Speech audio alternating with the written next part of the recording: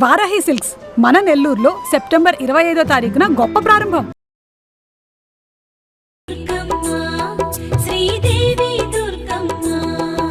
నమస్కారం అమ్మా. నమస్తే తల్లి. అమ్మ, ఇవాళ 3వ రోజు అమ్మవారు అన్నపూర్ణాదేవిగా దర్శనమిస్తారు కదమ్మా. అసలు అన్నపూర్ణ, కాశీలో అన్నపూర్ణమ్మని చూస్తే 2 కళ్ళు సరిపోవు. కానీ చరాచర జీవరాశులన్నిటికీ కూడా సకాలంలో అన్నాన్ని ప్రసాదించే అన్నపూర్ణాదేవిని ఈ రోజు ఏ విధంగా మనం కొలవాలి, అలానే అన్నపూర్ణాదేవి యొక్క ఆవిర్భావం ఏ విధంగా జరిగింది, దాని వెనుకున్న కథ ఏంటో తెలుసుకోవాలన్నమ్మా. ఆవిర్భావం కాదు కానీ ఆవిడికి సంబంధించిన కథ అయితే చెప్తా. సరే. అదే. ఓం శ్రీ గురుభ్యో నమః. శ్రీ మహాగణాధిపతయ నమః. శ్రీమాత్రే నమః. నిత్యానందకరీ వరాభయకరీ సౌందర్య రత్నాకరీ నిర్ధూతాఖిల ఘోర పావనకరీ ప్రత్యక్ష మాహేశ్వరీ ప్రాళేయాచల వంశ పావనకరీ కాశీపురాధీశ్వరీ భిక్షాందేహి కృపావలంబనకరీ మాతాన్నపూర్ణేశ్వరీ అని జగద్గురు శంకరాచార్యులు అమ్మవారిని ప్రార్థన చేశారు. ఆవిడ అన్నపూర్ణే సదాపూర్ణే శంకర ప్రాణవల్లభే అని ఆవిడ్ని మనం ప్రార్థన చేసుకుంటూ ఉంటాం. ఎందుకు ఆవిడ్ని భిక్ష ఎందుకు అడుగుతున్నారు? జ్ఞాన వైరాగ్య సిద్ధ్యర్థం భిక్షాందేహి చ పార్వతి. జ్ఞానము వైరాగ్యము అనేటటువంటివి రెండూ నాకు సిద్ధించటానికి భిక్షనివ్వమ్మా అని అడగడం. మామూలుగా కడుపు నిండడానికి అన్నం పెట్టమని అడిగేటటువంటి అన్నపూర్ణ మాత్రమే కాదు, జ్ఞానము వైరాగ్యము అనేటటువంటి వాటిని భిక్షగా తనకి ప్రసాదించమన్నటువంటిది. అటువంటి జ్ఞానాన్ని ఇచ్చేటటువంటి తల్లి అన్నపూర్ణ. ఈ అన్నపూర్ణ మనకి కాశీలో కనపడుతూ ఉంటుంది. ఆవిడ యొక్క ఆలయం మనకి అక్కడ ఉంటుంది. నిత్యాన్నదానం జరుగుతూనే ఉంటుంది. కడుపు నిండితే కదమ్మా ఎవరికైనా శరీర పోషణ జరిగేది. శరీర పోషణ జరిగినప్పుడే మనసు కూడా తృప్తిగా ఉండేది. మనసు తృప్తిగా ఉన్నప్పుడు మాత్రమే ఏదైనా చేయగలిగేది. ఎందుకు ఆవిడ్ని జ్ఞాన వైరాగ్య సిద్ధ్యర్థం భిక్షాందేహి చ పార్వతి అని ఎందుకు అడిగారు? జ్ఞానము వైరాగ్యం ఇవ్వమని ఎందుకు అడిగారు ఆవిడని అన్నం పెట్టమని అడిగే సందర్భంలో? అంటే మనం తినేటటువంటి ఆహారంలో 6వ వంతు మనసుగా మారుతుంది. మనం ఎటువంటి ఆహారం తీసుకుంటామో దానికి సంబంధించినటువంటి ఆలోచనలు వస్తాయి, అటువంటి స్వభావం వస్తుంది. అమ్మా నీ చేత్తో మాకు అన్నం గనక పెట్టినట్టయితే మాకు జ్ఞానం వచ్చి తద్వారా వైరాగ్యం వస్తుంది, అందుకని మాకు నీ చేతి భిక్ష కావాలి అని అమ్మవారిని ప్రార్థించటం మనకు కనపడుతూ ఉంటుంది. మామూలుగా అన్నం అనలేదు ఆవిడ, ఏమన్నాం? అన్నపూర్ణ అన్నాం.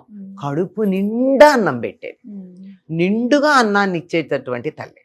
ఎంత నిండుగా అంటే శరీరంలో ఉండే అన్ని కోశాలు నిండేటట్టుగా అన్నం ఇచ్చేటటువంటి తల్లి, అన్ని కోశాలకి పరితృప్తి కలిగించేటటువంటి తల్లి. ఈ తల్లికి సంబంధించినటువంటిది కాశీ అన్నపూర్ణకి సంబంధించి మీరు కథ ఒకటి అడిగారు కదా, ఒక చిన్న కథ ఉంటుంది కాశీలో. ఒకసారి వ్యాసుడు అక్కడే ఉండేవాడు ఎప్పుడూను.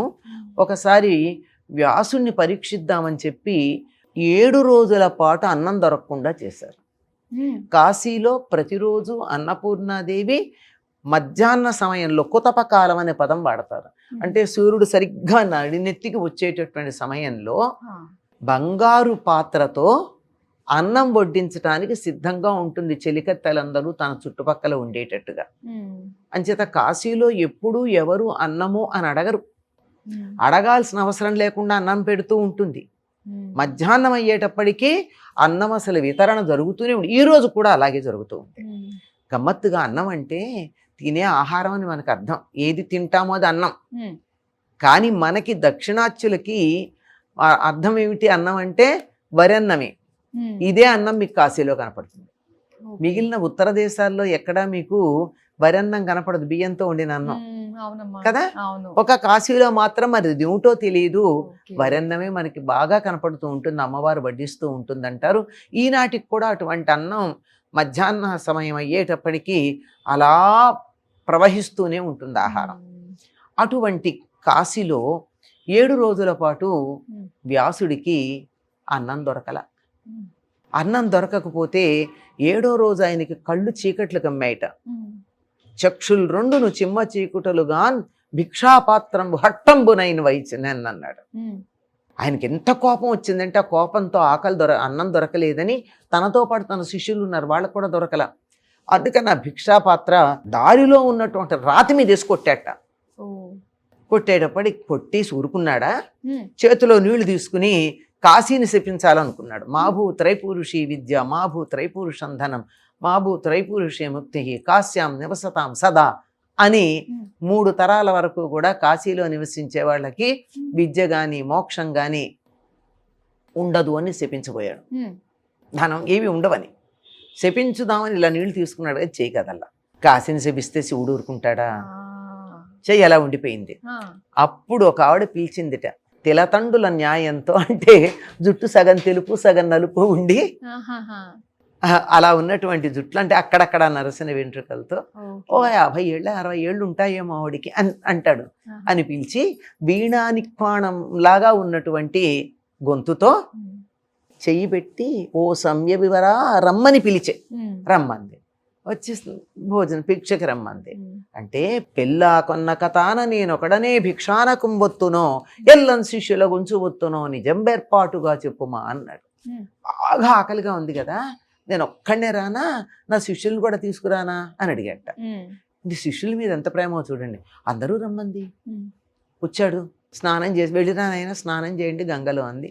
అంటే రోజుకు 6 సార్లు స్నానం చేయాలి వాళ్ళు.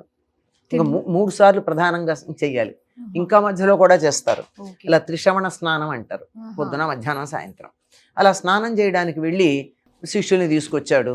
కానీ ఇంటికి వచ్చేటప్పటికి ఏముంది అక్కడ, ఏదీ లేదు. ఎక్కడ వండిన గాని వంట చేసిన లక్షణాలు గాని వాసనలు గాని పొగపు వాసనయు ఏమీ, వండిన పులుపు ఏమీ లేదుట. లేకపోతే ఏమిటి, వాళ్ళ కూడా ఈవిడ పిలిచి ఉరికే అంటుందా అని. ఈ లోపల ఆవిడ చెలికత్తలు వచ్చారు, చక్కని ఆకులు పెట్టేశారు అనమాట. మొగి విరిసి కరుకు కూడక పగులక వెడలుపు నిడుపుగల లేజుగురటాకులు పెట్టిరి దిగదిగిన దేవి యాజ్ఞ దివ్య పురంధ్రులు పెట్టేశారట. మంచి లేత అరిటాకులు వెడల్పుగా ఉన్నాయి, పగలు లేదు ముదురు కాదు, చాలా చక్కగా ఉన్నాయి, పెట్టి ఆ ఉపాసన పట్టండి అన్నారట. ఇవాళ కూడా అనుకున్నాడు, విస్తళ్ళేసి ఆ ఉపాసన పట్టమంటే ఏం తింటారు, కానీ మాట ఏమనలేక ఉపాసన పెట్టారు.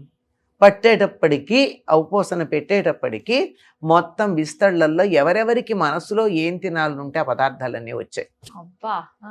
ద్రాక్షాపానక ఖండ శర్కర్లతో రంభా ఫల శ్రేణితో గోక్షీరంబులతోడన క్షయ్యంబవు కలమాహారంబు. అటువంటి ఆహారం కుక్షులు నిండగా కడుపులు నిండేటట్టుగా తిన్నారట వాళ్ళు.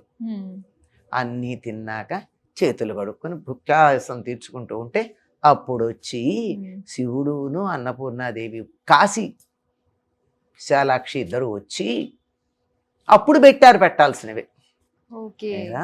7 రోజులు అన్నమునకు అడ్డమైన అంత మాత్రలో ఏడుచుచున్న వాడవు మునీశ్వరా, 7 రోజులు అన్నం లేక ఏడుస్తావా, అట్లా నువ్వేమీ సన్యాసివిరా అని చెప్పి నువ్వు కాశీని తిట్టడానికి పూనుకున్నావు గనక నువ్వు కాశీలో ఉండద్దు, వెళ్ళిపోమని చెప్తాడు. అందుకని వ్యాసుడు అక్కడి నుంచి, వ్యాసకాశి అని అవతలు ఉంటుంది మనకి, అక్కడికి వెళ్ళిపోవడానికి కలిగిన కారణం ఇది. ఆ విధంగా అన్నన్న నింద్యాత్, అన్నాన్ని నిందించకూడదు. అన్నం దొరక్కపోతే ఎవరిని ఏమీ అనకూడదు. అన్నం అదే వస్తుంది. ఆయురన్నం ప్రయచ్చతి అని, మనకు ఆయుర్దాయం ఉంటే అన్నం దానంతర వస్తుంది. భూమి మీద నూకలు ఉన్నాయి అంటారు, అంతే కదా, అది వచ్చేస్తుంది. కనుక ఇది మనకి అన్నపూర్ణకు సంబంధించినటువంటి ఒక అద్భుతమైనటువంటి ఇతివృత్తమమ్మ, కాశీకి సంబంధించింది, బాగుంటుంది. అటువంటి అన్నపూర్ణాదేవి భౌతికమైనటువంటి శరీరం నిలబడ్డానికి కావలసిన పోషణ చేయడంతో పాటు జ్ఞానము వైరాగ్యము కూడా ఇవ్వగలిగినటువంటి మానసిక శక్తిని కూడా ఇస్తుంది. ఆ తల్లిని వాళ్ళ మనం తప్పనిసరిగా ప్రార్థన చేసుకుందాం. తప్పకుండా అమ్మా, చాలా మంచి విషయాలు మాకు తెలియజేసినందుకు ధన్యవాదాలు.